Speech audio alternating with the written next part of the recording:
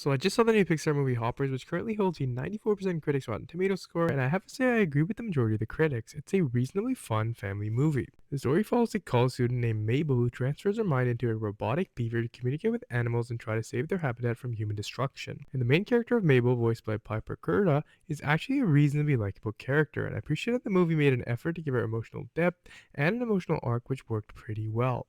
You also had the characters of Mayor Jerry Generazzo, voiced by John Hamm, and Titus the Insect, voiced by Dave Franco, who both did a nice job with their respective roles in this movie.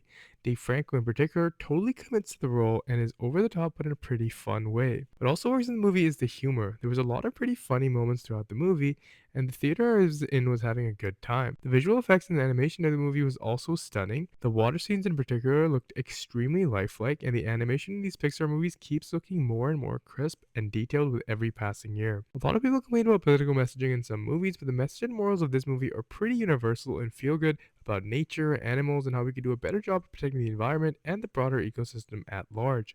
It doesn't feel preachy and the message isn't really hammered over your head, which I appreciate. There's also some really great sequences in this movie. This one car chase in particular involving a cliff and a shark really impressed me. There was also a scene during a meeting in this movie where something happens that had mine and the entire theater's jaw on the floor.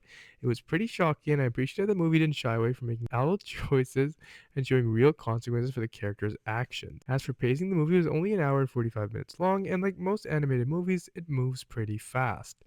The movie also wrapped up with a pretty intense third act, and the emotional end of the story reach felt earned, and I felt pretty satisfied with the ending.